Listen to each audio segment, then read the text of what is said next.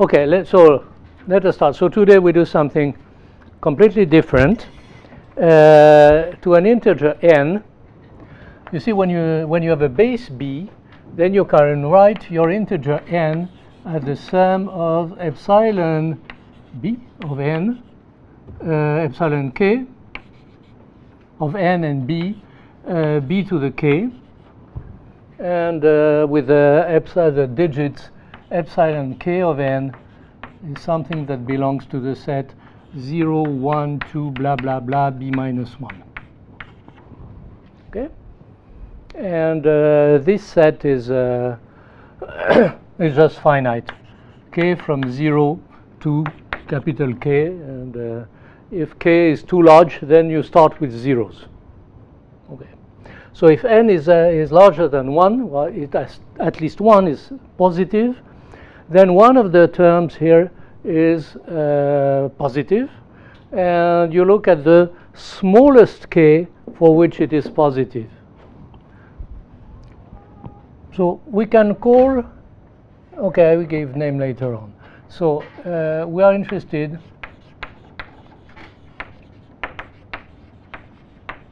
in epsilon k of n, where k is the smallest integer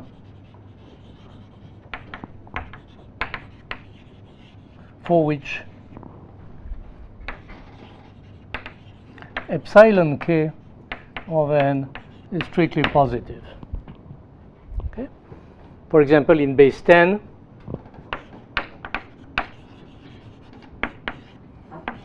we are going to write it LB of n, this number, L10 of n of, I don't know, 2, 3, 0, 0, 0 will be 3. Okay? You just look at the integers which are different from 0. And this is the one you are interested in. Indeed, what we are interested in, it's not exactly to look at the L in base b of n, but L in base b of n factorial. Okay? So our interest is in L b of n factorial. So to n we associate this number. So it gives a sequence, and you look at the distribution of this sequence among elements in this set. Okay? So you understand that for n factorial there will be a bunch of zeros at the end, because it is divisible by many times b and powers of b, and so there is many zeros in that. So this is why this is our interest. So possibly the first who looked at this kind of things is Kakutani. This was already in 1970, and he understood what is the structure of L10 of n factorial. Understood the structure of the set L10 of n factorial. Okay. So for the time being, I'm just looking in some way, even I don't know if it is pre-introduction or something of the kind. What he noticed is that this is essentially depending on the number 5, for the reason that if you look at that, a number n factorial will be much more divisible by a power of 2 than by a 5. So all the elements you are going to see, except for factorial 0 and factorial 1, when it is a 1, for all the other one, it will be an even number, because it's much more. But then it's you have some pattern, and these patterns is that it is 5 automatic. So I have to tell you something about automaticity. I'm not going to give back the course I gave a few years ago here about automatic sequences, but just to give you one example so that we have something in mind. So let us start with something which is, or maybe I don't know if I tell you what I want to show. Yeah, okay. Maybe I want to show what we want to prove. Okay, what we want to prove is the following.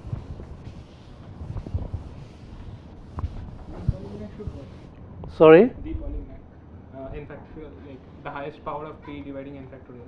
Yes. So the polynomial, that is n factorial by p plus.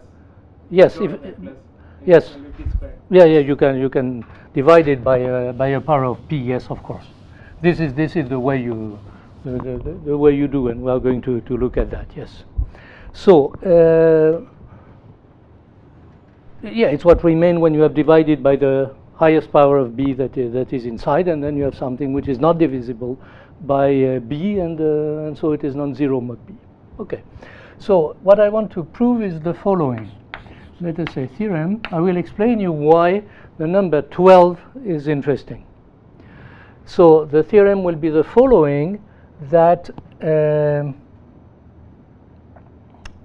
okay, let us consider, okay, the set of the n such that L12 of n factorial is equal to a. So a will be 1, 2, 3 up to 11. Has a density, has a natural density, which I give something about natural density yesterday, as a natural density which is 1/2 for a is equal to 4 and a is equal to 8. And of course this is enough if you have two subsequences which are independent with the intersection which is empty, and both of them are density 1/2, then what remains has density 0. So the other one have density 0, which is 1/2, and so on 0 and 0 for the other values.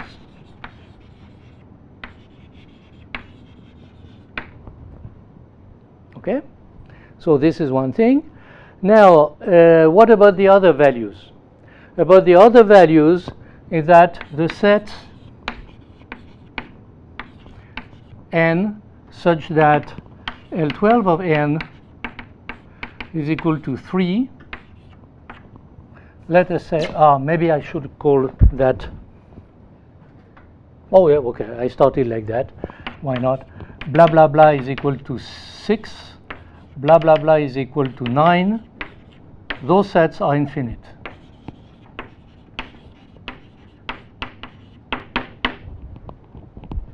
Okay, and quite recently it was shown as a byproduct of what Spiegelhofer was doing, that the sets of the n such that L12 of n factorial belongs to 0, 10, and L12 factorial belongs to 1, what remains now? 1, 2, 2. No, 2 is there. 2, no, sorry, this is not 0, 0 has no point. 2. Yeah. So 1, 2, 3, no, there are more than that. 3, 4, 5, 6, 7, and 11. This set is also infinite.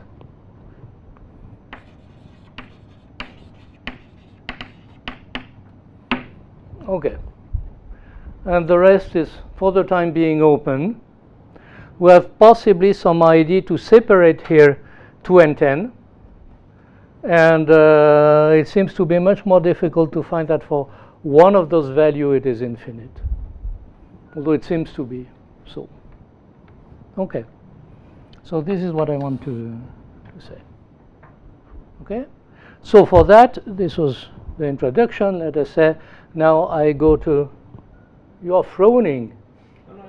Yes, yes, you are frowning. Don't say no, I see you are frowning. Why? No, I'm just thinking why we're not able to. I'm surprised that we're not able to prove it's infinite. To do this, yes, this is the point. So I don't tell you right now why. This is the point why you are now going to hear the rest of the lecture, because it's only at the very end that you will understand this.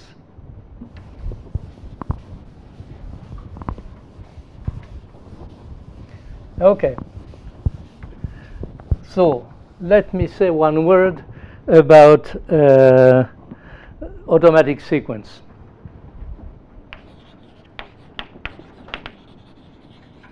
A word about the two-morph sequence.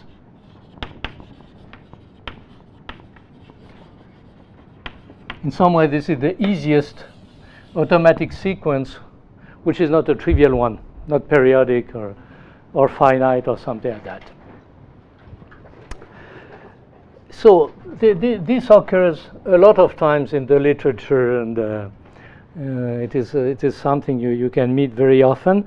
You do the following: you consider the set Tn to an integer n. You associate the number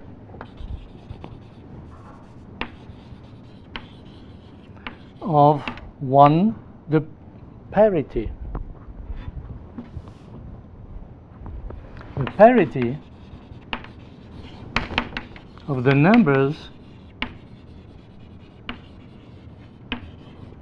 of 1 in its 2 expansion, base 2 expansion. Okay, you write an integer in base 2 and you say what is the parity of the number.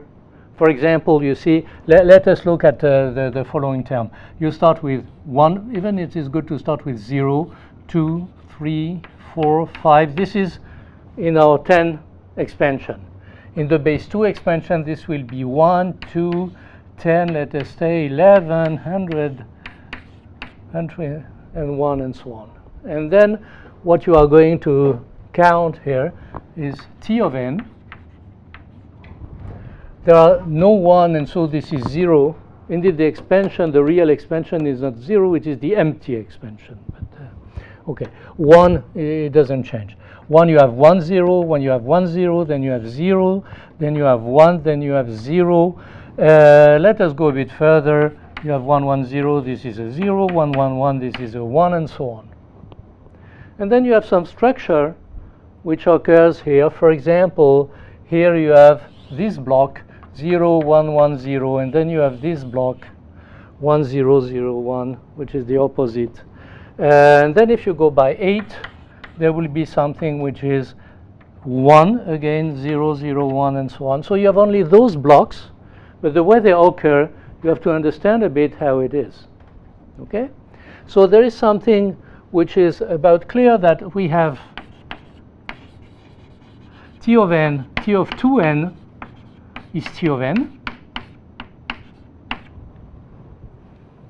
because when you multiply by 2, you just add a 0 at the end, and so you don't change the number of 1 in the distribution. And of course, if you look at 2Tn plus 1, then what you do is just you multiply by 2, that is to say you add a 0, and since you add a 1, you put a 1, and so you are just changing the parity.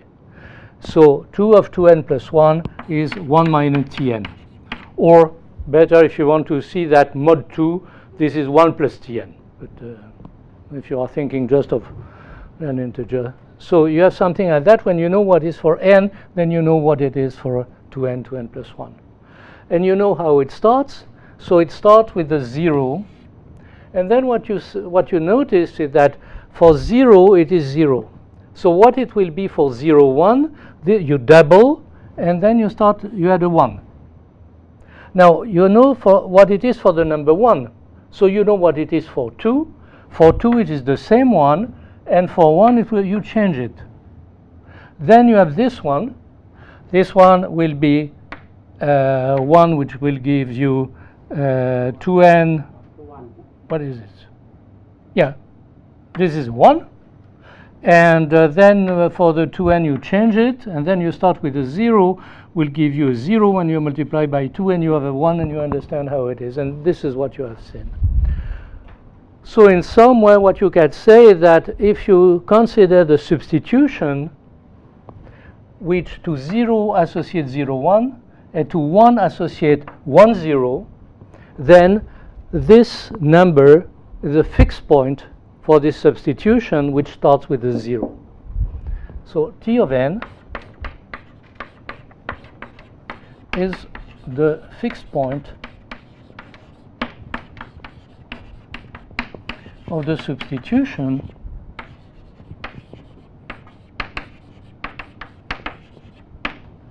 which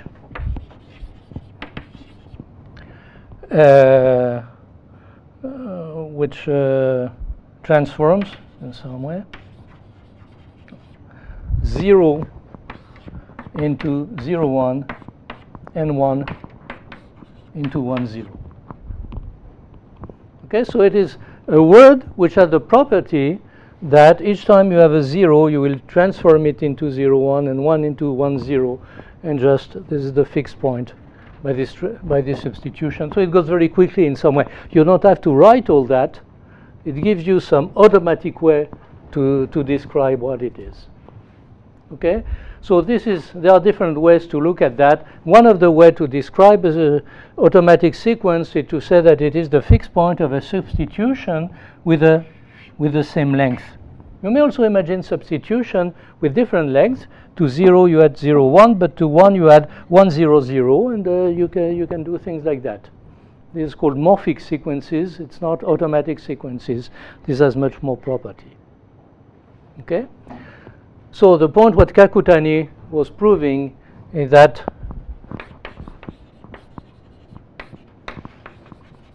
L10 of n factorial, and this you see refers really to the base 2 expansion, but you can do that with any expansion, and L10 of n is 5 automatic.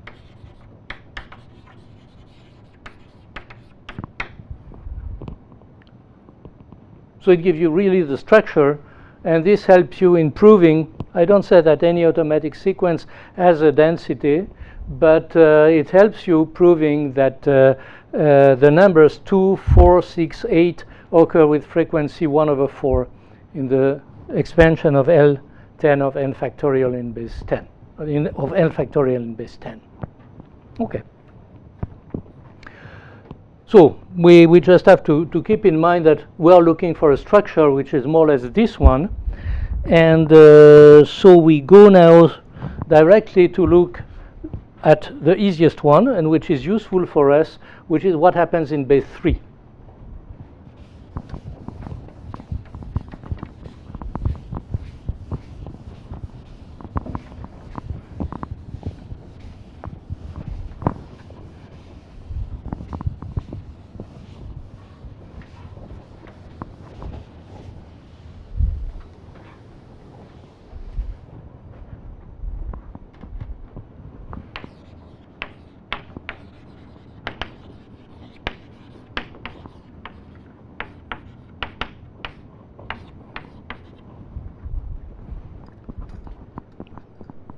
Okay.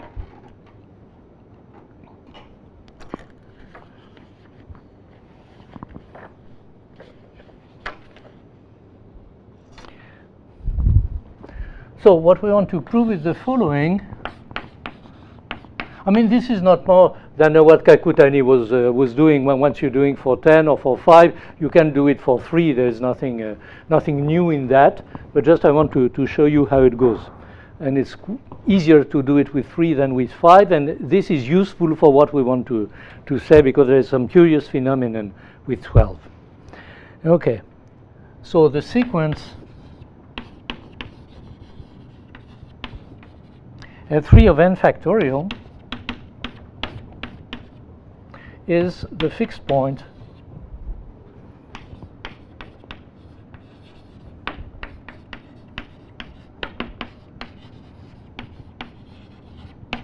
starting with a 1,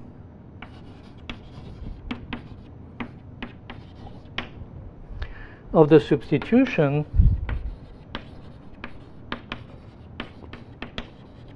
maybe I put it in a corner just to keep it in mind if needed, if we have to refer to. 1 gives 1, 1, 2, 2, 2, 1, 2, 2, 1. And 2 done. Of course, the digits are just the digits 1 and 2, the non-zero digits in base 3. And this is 2, 2, 1, 1, 1, 2, 1, 1, 2. Okay, so let us prove that.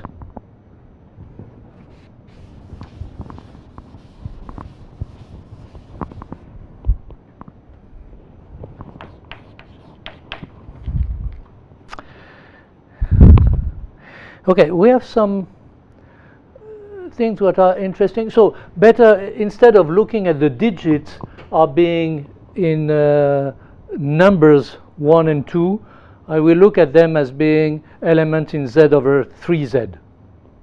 Okay, so let us say that we write lambda 3 of n factorial is let us say L3 of n factorial mod 3. As to say, if it is a 1, this is 1 mod 3. So what we have is, the first thing we have is that one property is that lambda 3 of nm, there is no factorial here. Lambda 3 of nm is equal to lambda 3 of n, lambda 3 of m. Well, this is more or less trivial. So I don't write it with you. You can write it as you wish, as you say. That is to say, taking all the 0 out. But what you are doing is the following: you have something where you have some lambda 3 of n, and then you have zeros. I'm writing the number n. The number m will be lambda 3 of m and some zeros, not the same length of zeros. Maybe there are no zeros at all. Okay? Maybe there are no zeros at all because we are dealing with n and m, not a factorial, just for all numbers. And how do you multiply? You know how you multiply. You take, I have a certain number of 0, boom, I make the sum of the numbers and I write 0, and then I start really the business and I make, this is the product of those two things. And if there is some carryover, then this is the product that I put it later on. So it means that mod 3, what you get is really here, you make the product lambda 3 lambda n. This is what you get, and then there is some carryover. Okay? And some carryover means that you have here the residue mod 3, and then you have something else. So this is just trivial. This is the way you make the computation. Write it another way if you wish, but I think we can agree on that, and this is not the most difficult part. At least it's good to have always something which is easy. Okay. So there is also something which is of interest for us, is lambda 3 of 3m, or 3n, whatever you like. This is lambda 3 of n. Because multiply by 3 is just putting a 0 at the end. We're in base 3. Good. Now it starts, and we want to say something like that here. So you will see that starting with lambda 3, assume that let lambda 3 of 9n factorial equal alpha. You'll see why it is not enough to go by 3. Now I am touching on factorials. So what can I say about lambda 3 of 9n plus 1 factorial? Well, this is not too difficult to get, because what you get is, this is lambda 3 of 9n factorial times lambda 3 of 9n plus 1. Because 9n plus 1 factorial is the product of 9n factorial and 9n plus 1. But you know what is lambda 3 of 9n plus 1? This is 1. And you know what is lambda 3 of 9n? It is alpha. So this is alpha. Okay? And then you do, I'm not going to the very end, but this is 9n plus 2 factorial. Okay, then again I say this is lambda 3 of 9n plus 1 factorial times lambda 3 of 9n plus 2. And you know that this is 2, and this is alpha, and so this is 2 alpha. Let us call it beta. That is to say, if alpha is equal to 1, beta is 2, and if alpha is equal to 2, beta is 1. Okay. So you go on. I take it one step more. And what it is for 9n plus 3. So fine, it is lambda 9n plus 2. Oh, yes, 9n plus 2 factorial times lambda 3 of 9n plus 3. But 9n plus 3, I know what it is. Sorry? Beta is 2 alpha. Mod 3, yes. Lambda is always, we are computing mod 3. That's what you find it. Yeah, we are just looking at mod 3.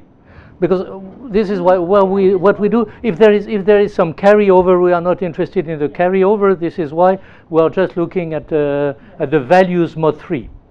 This is why I made the difference between lambda L3 and lambda 3. For alpha it's fine, but if it is a 1 or something, you can put a bar over it if you prefer to write. I mean, I consider that 1b is an element in 3 over 3z. If you don't like it, you say that it is 1 bar. If it is alpha, there is no problem, because alpha is in. It is lambda 3, it's not L3. Okay? So now what is interesting here is that 9n plus 3, I know what it is because this is 3n plus 1 in some way. 3n plus 1. And so it's fine because I am just multiplying by 3 and n plus 1. So this is again beta. Okay? And now you know what I do. I can do that up to lambda 3 of 9n plus 8 factorial. And this, you follow this sequence. By the way, you see this sequence is alpha, alpha, beta, beta. It will be exactly alpha, alpha, beta, beta, beta, alpha, beta, beta, alpha. This will be the sequence. I don't make the computation. I let you do the computation. And you arrive at lambda 3 of 9, 8 plus 8, which is alpha. By the way, if you replace 3 by a prime number, you see that what will happen is that to do something interesting, it's not to look at p times n factorial, but p to the p minus 1. So it goes very quickly. For 3, it is 3 to the power 2.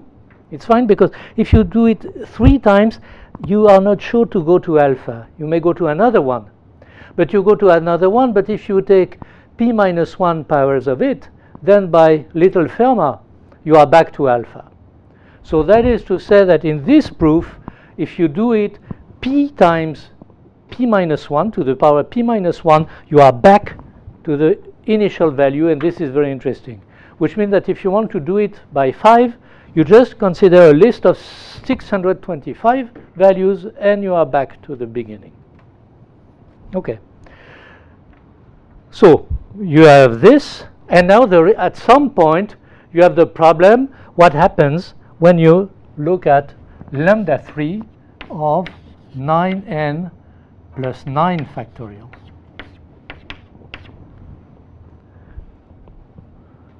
Okay, and this is a problem because it's not just you are multiplying by 9. No, it's not that. You have a factorial. So you can do that just like that. So I think the last one will be beta, right? The last one should be alpha. The last one is the same as the first one.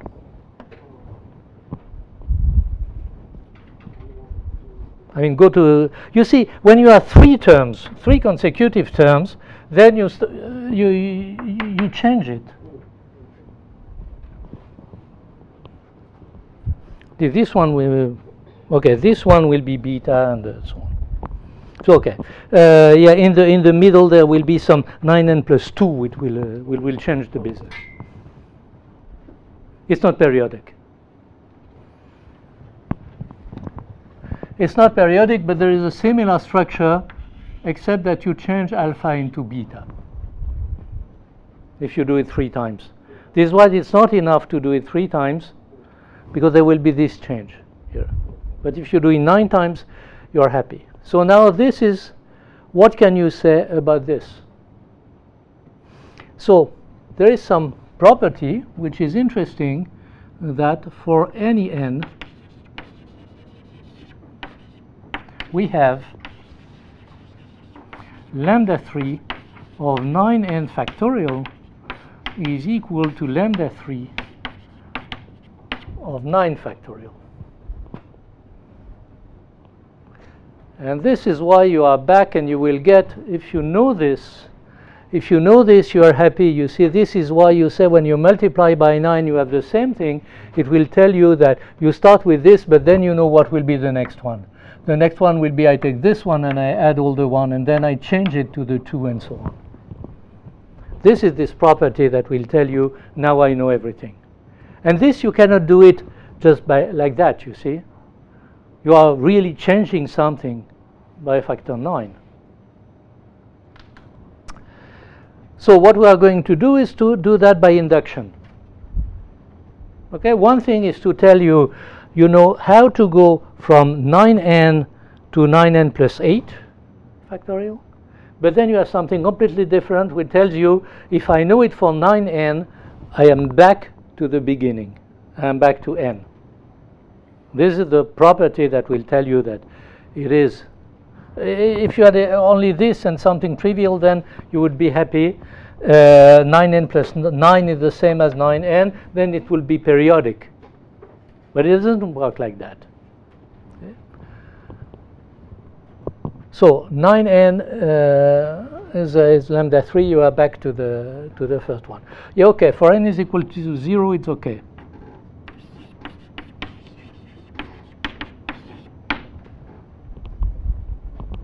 If you don't like to start an induction at 0, you may start at 1, and then you have to compute what is lambda 3 of 9 factorial. We can do that. Okay. So, okay, for n is equal to 0. Good. Now, assume that this is true for n, and now you want to prove it for n plus 1. So what you are looking at is lambda 3 of 9n plus 9 factorial. This is 9 times n plus 1. You write it as that, or you write it 9 times n plus 1, as you wish. Well, so you have your little business that works very well. This is lambda 3 of 9n plus 8 factorial times lambda 3 of 9n plus 9.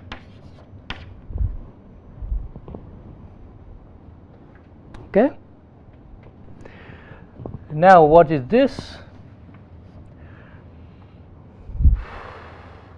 Lambda 3 of 9n plus 8, you know what it is? Lambda 3 of 9n plus 8 factorial is the same thing as lambda 3 of 9n factorial. So this is lambda 3 of 9n factorial. Okay? And this is lambda 3 of n plus 1. If you multiply by 9, you add a 0 and you add a 0 at the end.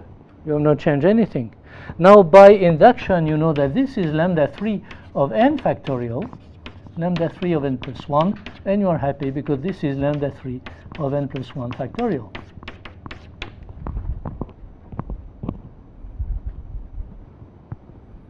Okay? Good. So, you are done. What you have proved is that what did we want to prove? is that yes, lambda n factorial is the fixed point of this sequence, and for 0 you start with a 1, and so this is your starting point, and then each time you are just changing, because you see that if you know what it is for some value, then 9 times the value you know that it will be the same thing, and starting with the same value. So starting with this, and you are done. Okay? I mean, this is for the proofs. Technical are just here. It's not that great, but it's okay. And you can do that for any prime. For any prime, it's okay.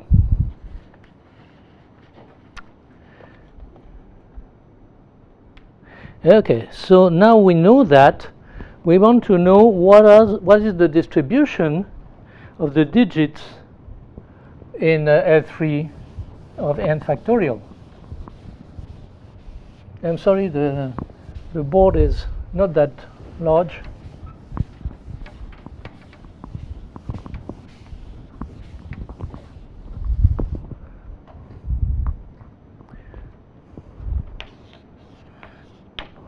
So we know that L3 of n factorial is automatic, and we know how it is distributed. So now what we want to know is the distribution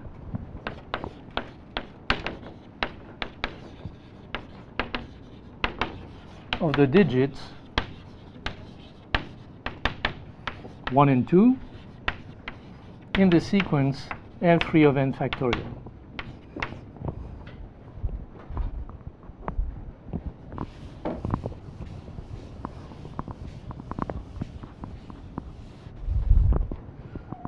Section 3. Already? Yes. Times go quickly. Quicker and quicker. You'll see when you get older, you'll see how quick the time is going. Okay, so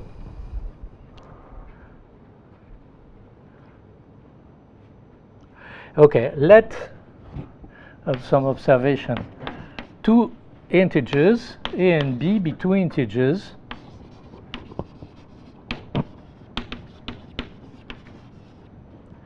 and h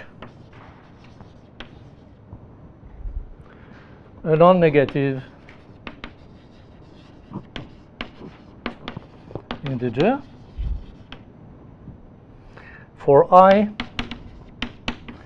1 or 2, each of the digit, we let pi of h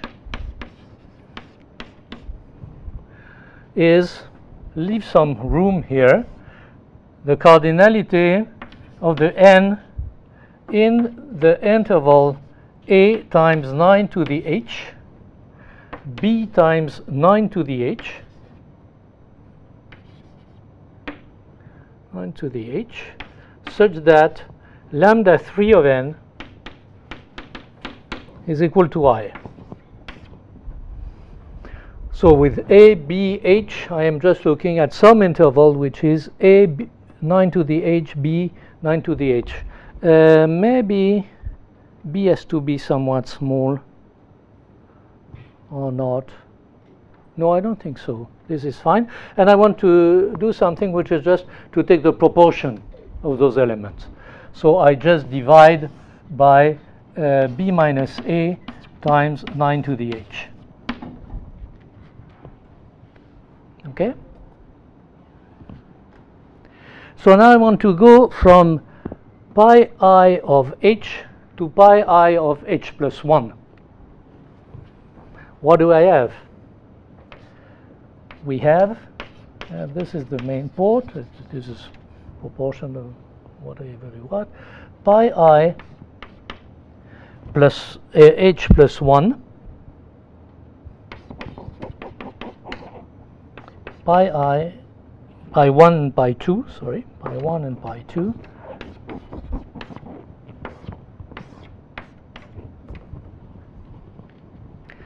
so okay, I want to know how many times I have a 1 in h plus 1. In h plus 1, it means that I am just multiplying everything by 9. So if I am multiplying everything by 9, I will get elements which are 1, either because before there were a 1 or there were a 2. Okay? So now what I do is the following. I looked at this, but I know what it is when I multiply by 9, because it is given by this transform. So if I add a 1 before, what I will get is 4 times a 1, 5 times a 1, and 4 times a 2. So I can get this number. Indeed, it is something which will be linear from pi 1 of h, pi 2 of h. And I say if I add a 1, then what I get is 4 times a 1. But be careful, because it is 4 times, but there is the question of density, of proportion. This is 4 times out of 9. So the number of elements I will get with a 1 here, I get it from this number by multiplying by 4 over 9. Don't worry, everything is a multiple of 9, so there is no problem about this. This is an integer pi. How many times do I get a 1 when I start with something which is a 2? Well, a 2, then there will be more than that. There will be 5 2. So this I will get something which is 5 over 9, and this I will get something which is 5 over 9, and this is something which is 4 over 9. Okay?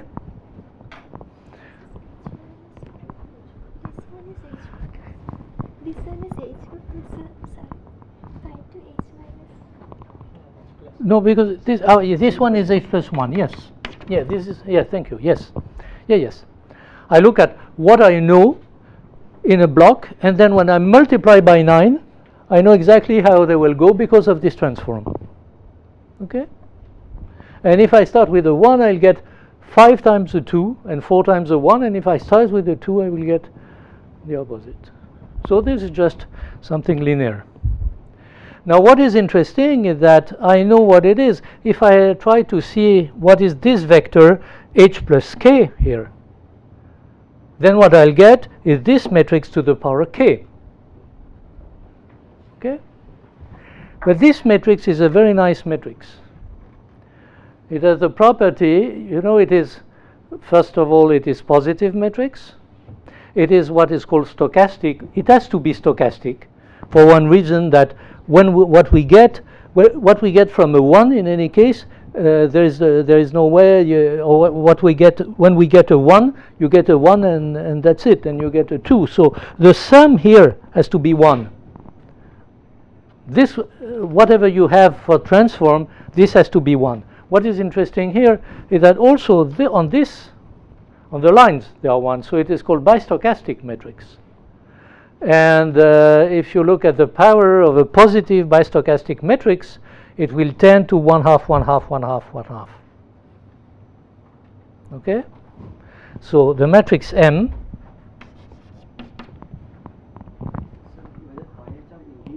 Sorry? Yes, all the pi I are integers. No, they are rational numbers. They are rational numbers, right? Pi I. Pi is a density.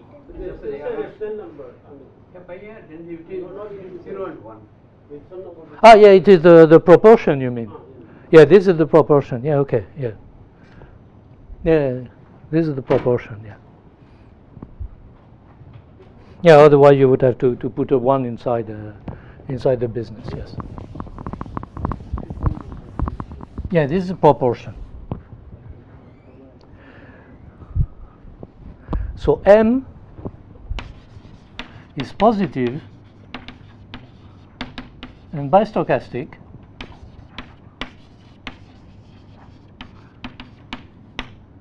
There are a lot of exercise you can give to your students, but maybe it is more for less advanced students, or beginners in in university, first, second year of university, a lot of exercise you can done with stochastic matrices. So it's positive and bistochastic, and so m to the L tends to the matrix 1/2, 1/2, 1/2, 1/2 when L tends to infinity. Very good. Positive. By positive means the entries are All the elements are positive. positive definite. No. I mean simply all the elements here are positive. No. All the elements are positive. You see, for example, if you take the matrix 1, 1, 0, 0, the identity matrix, it is stochastic, it is bistochastic, it's not positive, and the power do not tend to 1/2.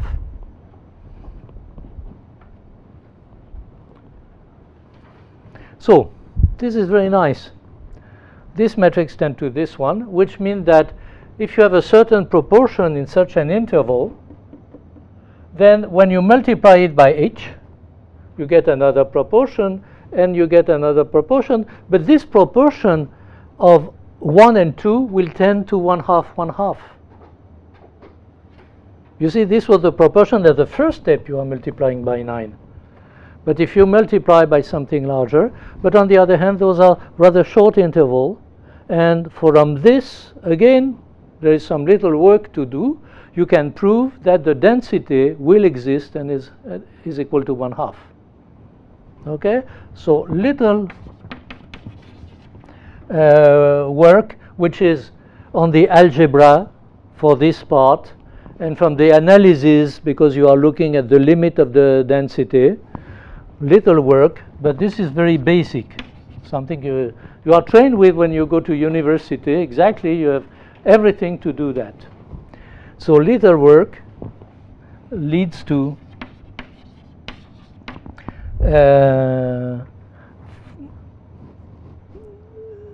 the density for which of the n for which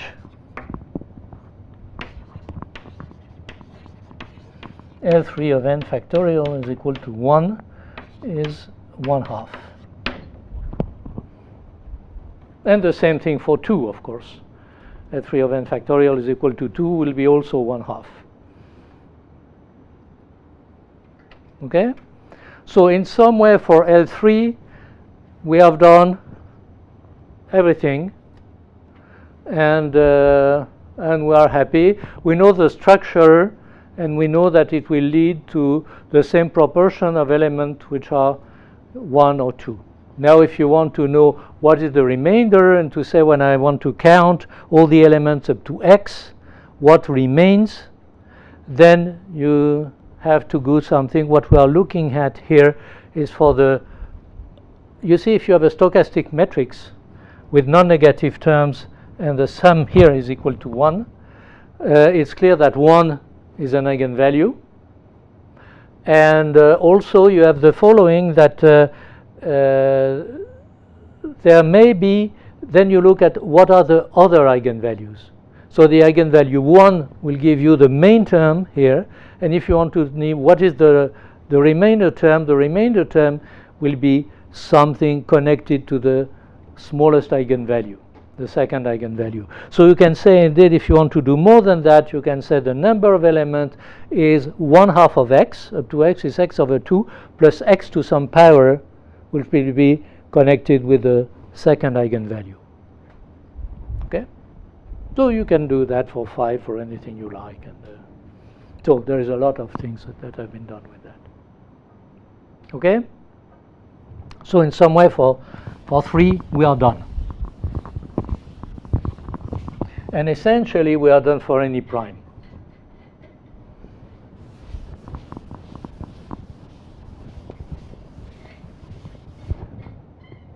Yeah, fine.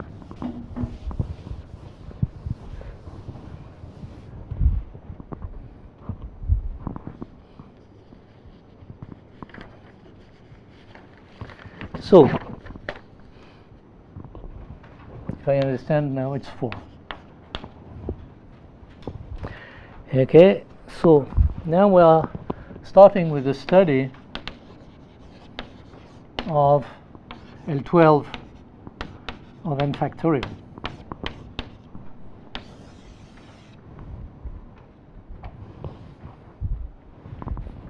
Okay. So the question, let us see how many times n factorial is divisible by 3. So we let v for any integer b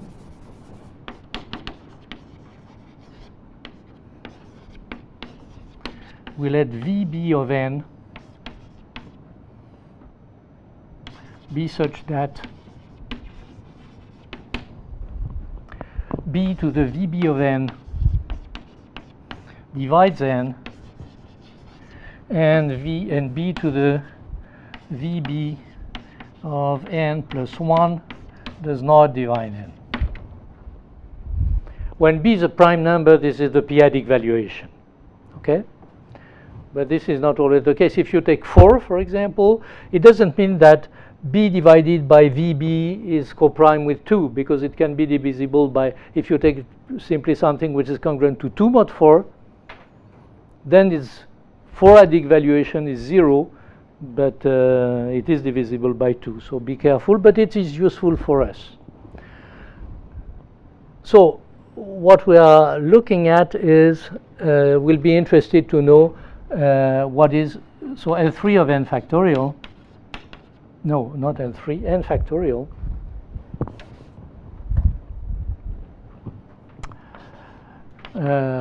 you can write it as 3 to the v3 of n factorial times something, which will be, of course, you find the L3 of n factorial plus 3 times something. Don't care what is something. Yeah, this is the way you write it. You divide by 3 to the v3 of n factorial. So what you will have to understand is what is v3 of n factorial. Okay?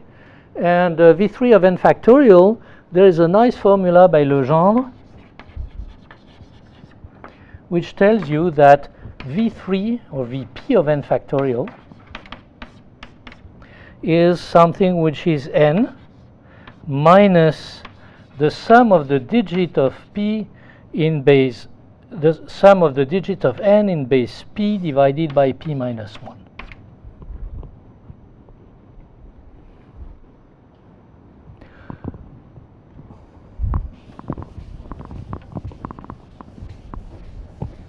So little proof of that.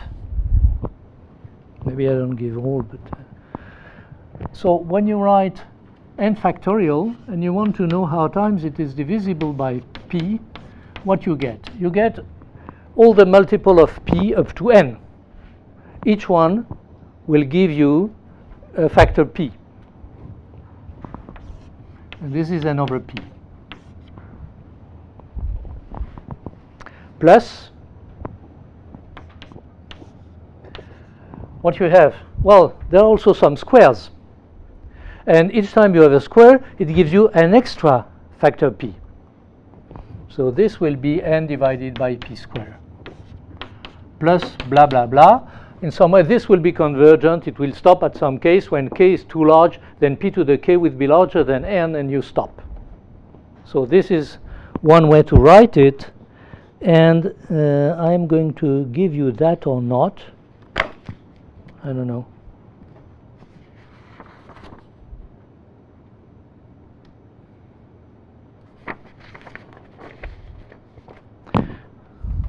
Okay, yes. Let us write, I want to prove this. Let us write 4h08. Uh-huh. 408, that's what you are. Yeah, I know it is 408, yes. I was saying that in French, but it is the same thing.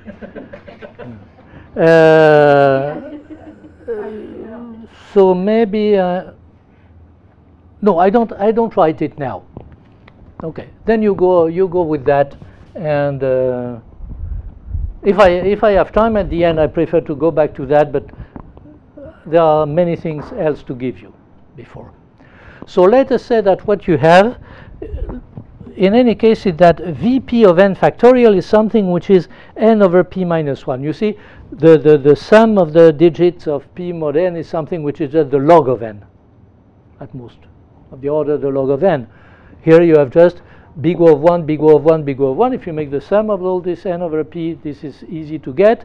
And then you have big O of 1 log time, so it gives you some log, which is not too big. Okay, we need that later on, but for the time being, I don't need that.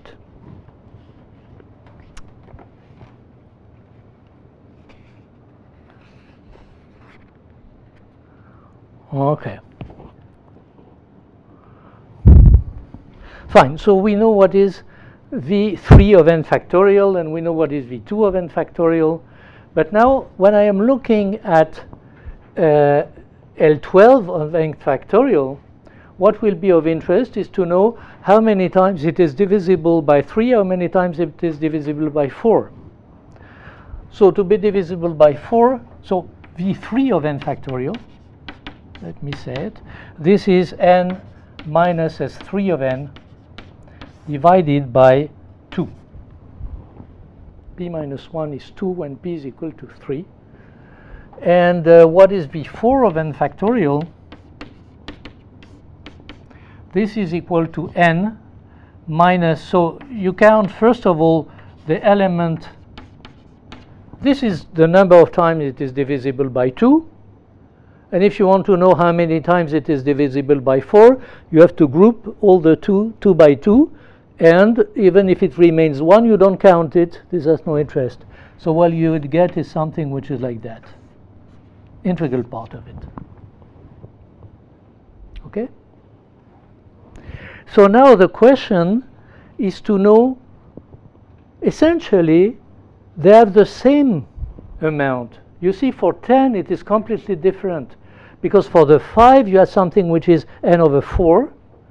And for the 2, you have something which is n. So 1 is really dominating. Can you explain the next one, second one? What did you say? How did you get that? This The powers of 2 in n factorial. V2, I count the number of 2. The number of 2 is n minus S2. And then I group them. If I want to know how many times it is divisible by 4, I put them 2 by 2. Okay? And even if there remains one 2 alone, it's not a problem. It is not counted. In L2, you may accept the digit 2. In V4, the digits are 1, 2, 3. Not 0, but 2 exist.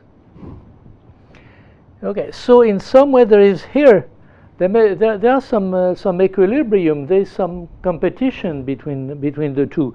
And this will really depend on S2 and S3.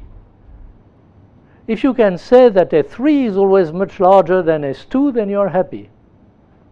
Well, it shouldn't be the case, because if you take a power of 3, S3 is just equal to 1.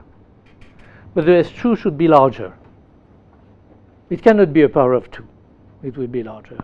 The other way around, if it is a power of 2, this one is equal to 1 and this one is larger.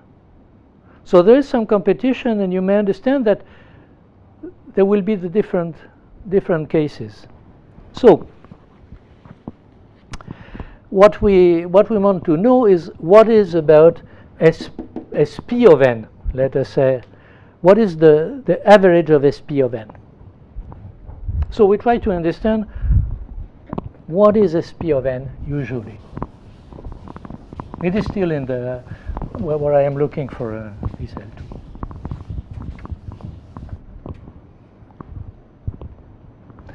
So here we are looking at the behavior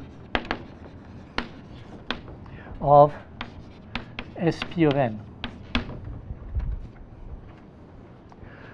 So what is SP of n? You see, you write n to be equal to sum from k is equal to 0 to something which is more or less log n, log p of n.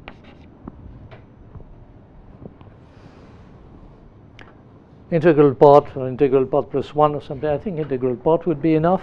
Yeah, integral part will be fine. Of epsilon k of p to the k. You see that even if this is a power, in this formula what is important, there will be a prime.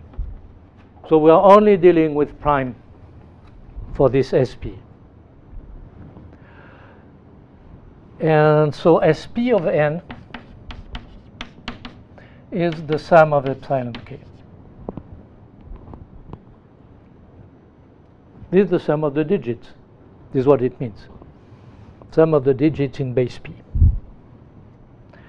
So now you want to know how this behaves. Well, you understand what it is. You have, these are more or less independent, the epsilon k for different k. So you may consider, and one may give a proof according to what I give you just as imagination. One may consider epsilon k to be a random variable which is uniform over. So it takes the value 1, 2, 3, blah, blah, blah, p minus 1. Okay? And also we may consider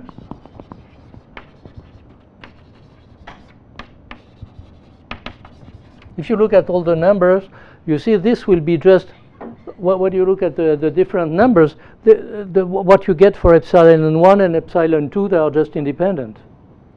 So you may consider also that the variable, that this random variable, that the epsilon k, are independent.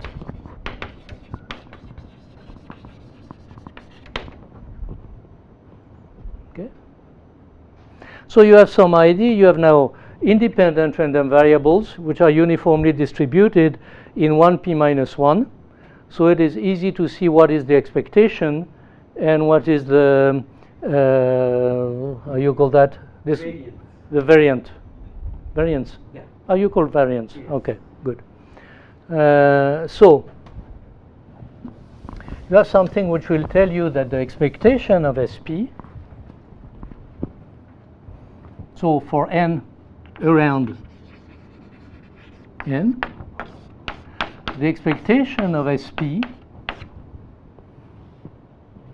you see, you have if you are giving the number of digits, you have a lot of numbers which have this number of digits. So it makes sense. The expectation is something which is p minus 1 over 2. And then it is, it is something like log n, log 2 of n, log p of n. Because you have the sum of log p of n random variables which are independent here. Okay? Now you have also the variance of SP, which is something, I don't know if it is p minus 1 square over 12 or something like that. There is a constant, I don't care much about it, but it is also the sum of independent random variable, and so it will be again some log n, which means that the standard deviation, if you prefer to talk about the standard deviation, the standard deviation of SP is something which is some constant, put square root if you like it, but what is important is that this is the square root of log p of n. So it means that SP is well concentrated on something which is around p minus 1 over 2 log n. Okay? Log p of n.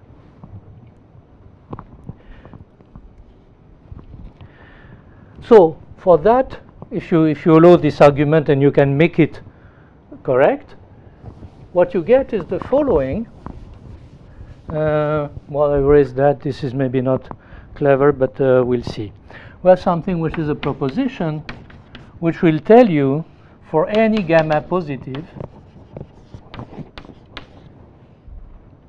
we have, and now this is what is of interest for us, 1 over n, the number of n up to n, such that S3 of n minus S2 of n over 2. This is essentially what is of interest for us. It will be connected to V3 and to V4. This is what is interesting for us. This is larger than gamma log x, log n, or gamma square root of log n, maybe. This is even enough. Gamma square root of log n. Standard deviation tends to 0 as n tends to infinity. No, not even. No. You don't have to put a square root. Even a log works. Then it's not for any. Then it is. You have to take it sufficiently small. There exists gamma positive, so that we have gamma log n tends to 0. Because you see, you have standard deviation. We have different by a log n. You have mean values which are different by log n, a standard deviation which are something like square root of log n. So they are really well apart. In special cases, you see, one will be like that and one will be like that. So essentially, almost everybody will be here for the first one, almost everybody will be here for the second one. There might be a few people around, but you don't care. This will have density 0. So essentially, this tells you that S. What does it tell you? Okay, this is this will be the thing. I stop here for that.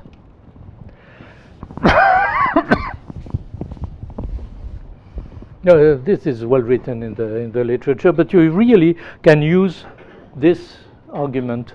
You have to be a bit precise, but I must say that all this part we worked on that with Imre Ruja.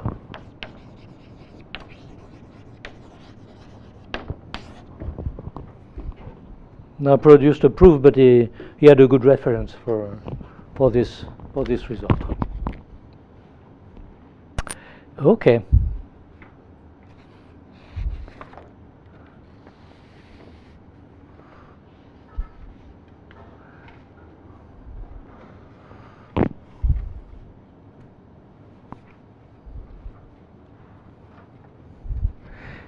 Okay, so now we are ending our proof, end of the proof of the main result.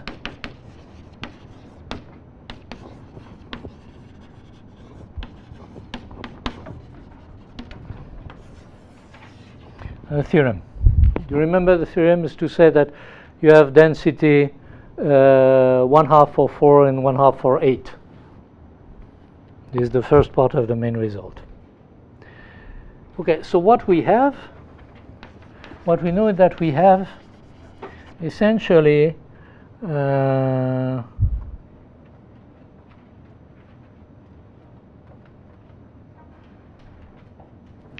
yes, there is something I have not given to you.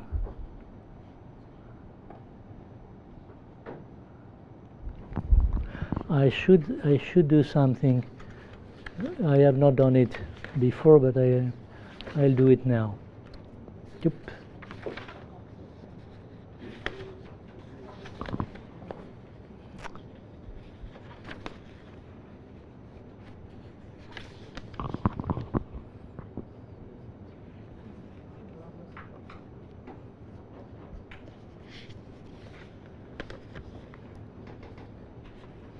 Okay, so there is first a lemma, which I put here. Lemma is the following: if V4 of n is larger than V3 of n, you see this is fine because usually S3 is larger than S2 over 2. That is to say that quite often V4 will be larger than V3. if v4 of n factorial is larger than v3 of n factorial, then do I need that? No, I don't need it. I can put it whether they are factorial or not. This will be enough. But for n factorial, we know that this will be the common case. Okay? But for any integer, if v4 is larger than v3, then what is interesting is that L12 of n is 4 times L3 of n.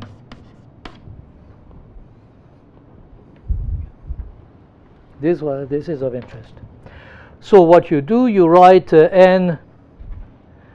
So we write n is equal to something times. The 4 comes in the right hand side or left hand side? Sorry? Is it 4 times L12 of n? Yes. Oh yeah, okay. Yes. Yes, because you see, you will have a lot of 2's. Exactly. And since you have a lot of 2's, it will be divisible by 4. 4. But the point is that which one is it? Yes. Is it 4 or is it 8? 8. This is the real question. To know that this is a multiple of 4, this is just in some way trivial. So you have to know that you can connect it with L3 of 4. So you write n is equal to 8 times 12 to the vk v12 of n plus 1 plus L12 of n times 12 to the v12 of n. Okay, this is the way to represent it. You say we put v12 of n in factor of n. There's a 12 to the v12. The first one is this, and the other one is a multiple of 12. This is exactly the way you get this number. Okay, and this is a number between 1 and 11. Okay, so if you consider, let us say x to be, I want to keep that also. Let x equal to n divided by 12 to the v12 of n. So this is a times 12 plus log 12 of n. I just divide all this business by v12. So x is divisible by 4.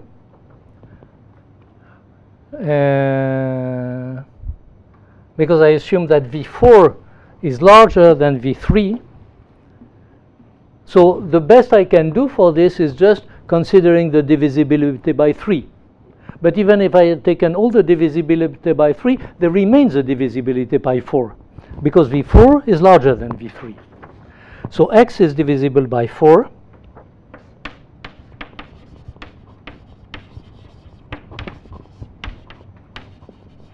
And so is L12 of n. Okay, this is what we were saying. L12 is 4 and 8. But now we want to know what it is. So if I look at n to the 12 to the v, that is to say x, if I look at this number, x is equal to a times 4 to the v times v12 of n times 12 plus v12 of n, L12 of n,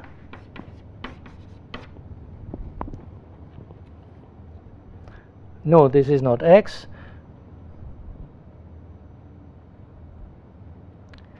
Yes. Yeah, it is divisible by 4. Fine. And so this is also, but n divided by 12 to the v12 of n is the same thing as n divided by 3 to the v3 of n. I mean, yeah, because v12 of n is the same as v3 of n. And so this is congruent to the same business mod 3. So on the one hand, it is congruent to L12 of 3 of n mod 3. But what is interesting also is that you have here 4 to something, but 4 to something mod 3 is also 1. And so what you get is that by the definition, this is also L3 of n mod 3. No, wait a minute. I am saying I have to not to go too quickly. Forget about this. V12 is the same thing as V3. And what we say that n divided by 3 to the V3 of n, this is congruent to L3 of n mod 3.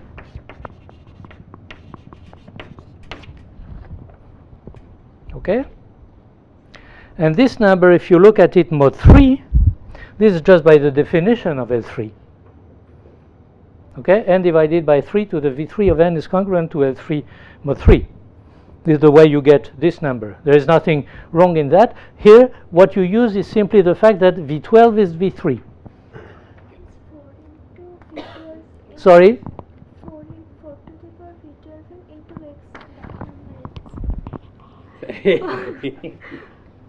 Or if you can translate into louder. Just translate it to louder, please. What did you say? 4 to the power V12 n into x is this. Yeah. That's not x, that is x times 4 to the power b 12 of n. On the left. Last second. This don't see the x. N over this equals to that. Yeah. That's all. X is this. N divided by 2. Ah, yes. Yes. You are right. This is not equal. There is some 4. There is some power 4 somewhere. Both 3 they are same. Yeah, modulo 3 they are the same. That's all. Because n by 3 to the power nu 3 n is 4 times.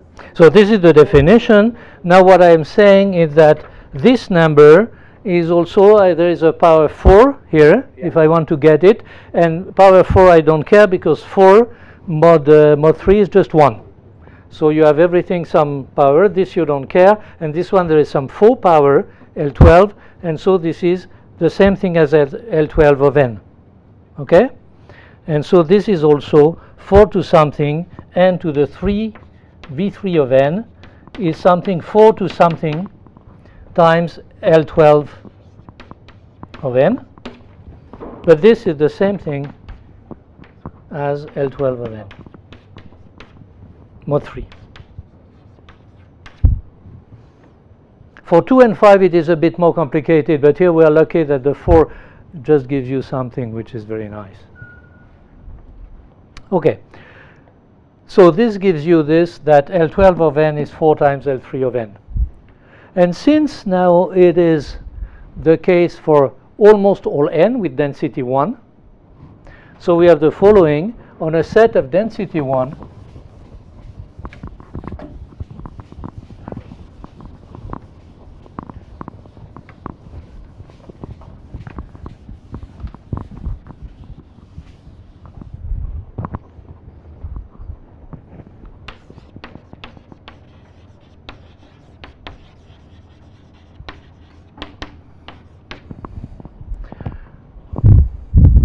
we have V4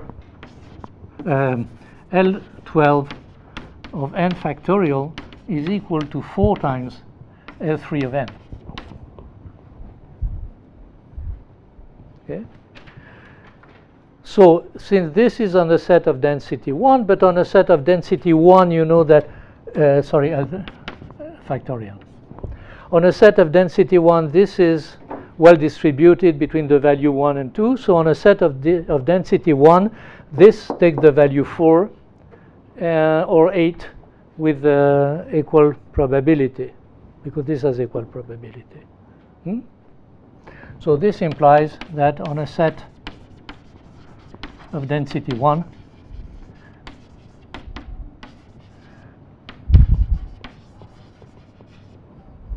we have L12 of n factorial is equal to 4 or 8 with density 1/2 for 4 and density 1/2 for 8.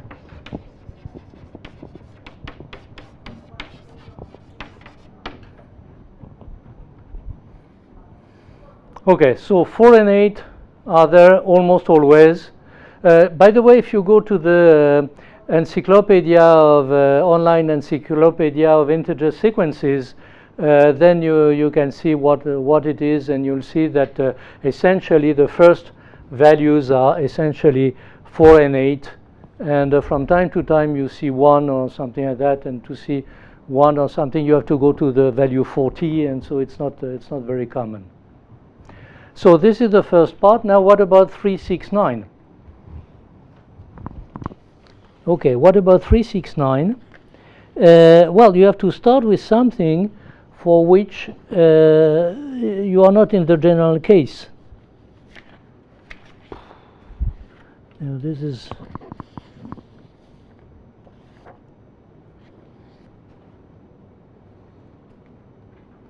okay. So this is the main point.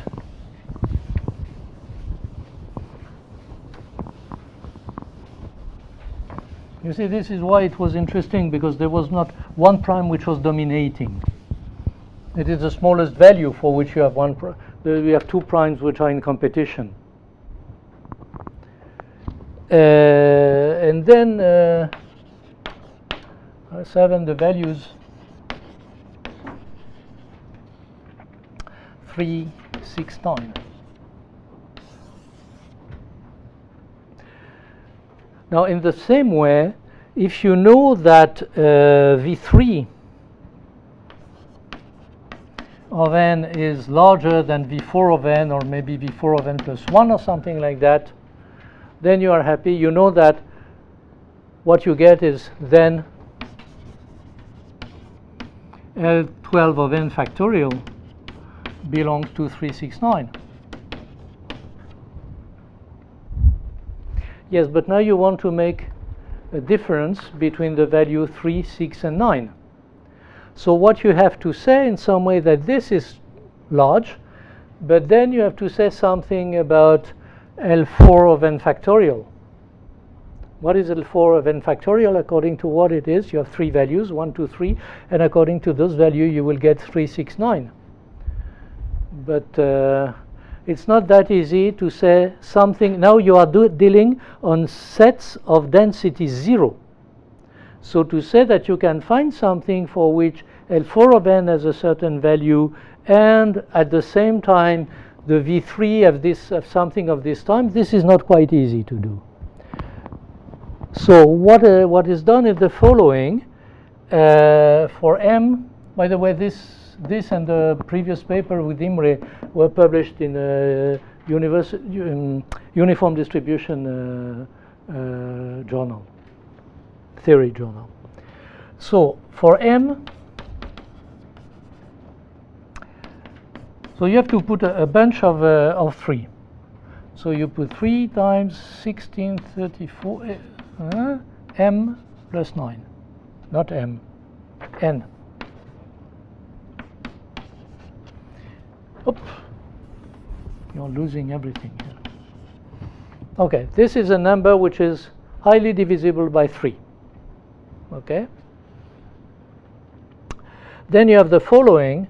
If you start with, you look at this sequence L12 of n plus k factorial,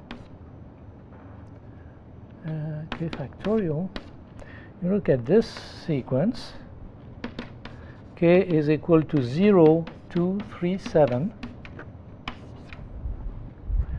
The point is that I don't know exactly where there will be a 3, but what I am sure is that if there is a 3 at the beginning, then 6 and 9 will occur later on, and the other way around. Okay? So then this contains 3, 6, 9.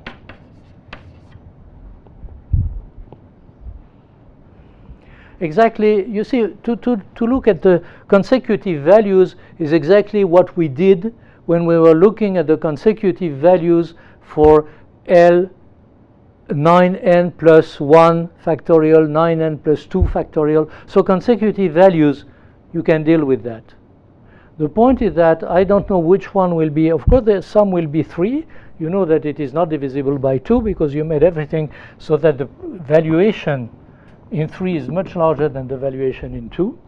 You have to work a bit on that, but there is some, well, Fermat, the easy theorem. Question about the number 16384. I didn't bring the paper for that. The point is that you have to do something about the number 2 also. How is it with respect to the number 2? You want to be sure of something concerning the sum in base 2 and the sum in base 3. Sum in base 3 you know what it is because it is just 3 times something like that, but in base 2 you have to know something.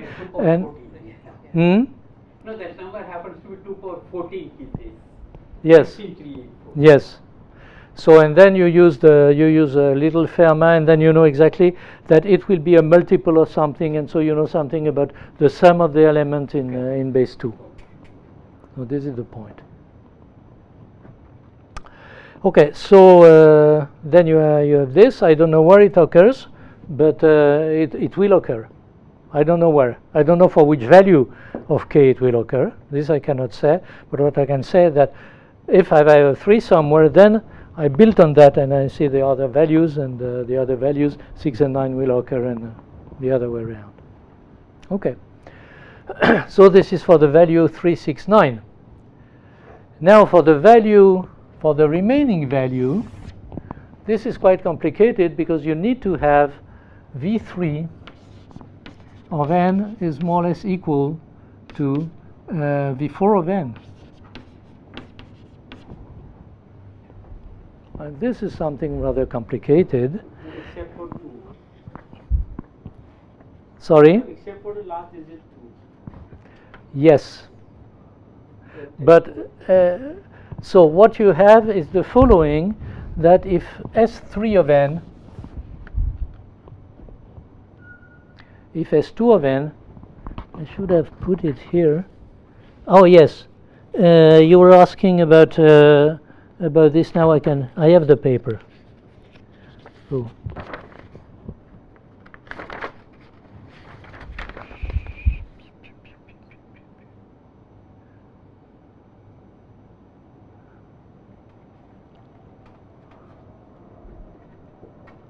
Okay, so this comes from the following.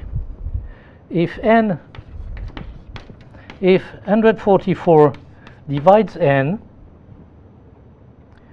and V3 of n factorial is larger than V4 of n factorial plus 2,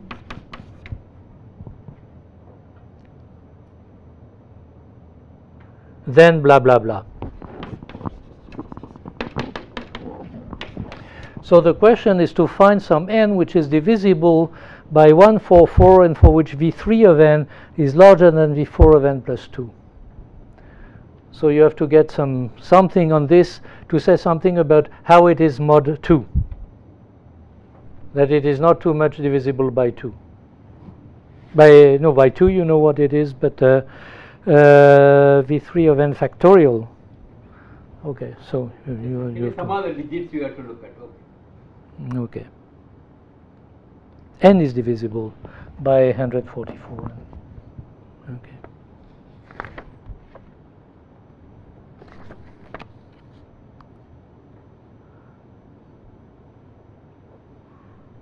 Well, okay. This. So now the last thing I wanted to say is, what about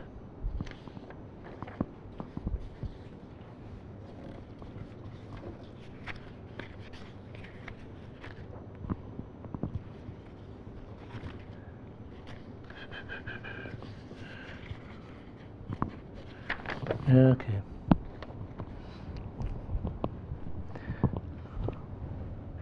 So the last thing is the following. If S2 of n is equal to S3 of n minus 1, then you have the following.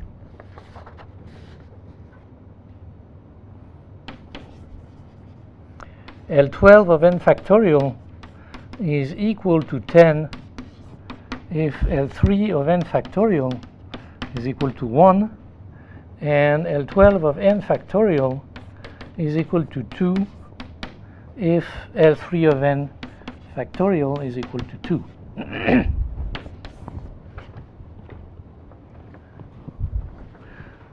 So now the point is to know, is it possible to find S2 of n is equal to S3 of n minus 1 or is equal to S3 of n?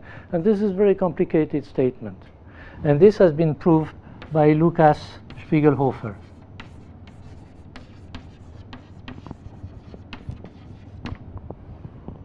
It is accepted by Israel Journal of Mathematics.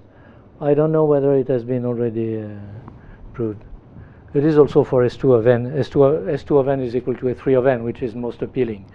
But this is fine because if you know this, then you know L12 of n according to that. So now what we are working on is trying to see, is it possible to combine this to say that L3 of n factorial is equal to 1, and you have this condition. And this is not yet known. So for the time being, we know at least that this occurs infinitely many times, which means that at least the value, one of the value 2 or 10 occurs infinitely many times. And this is very hard, extremely hard result.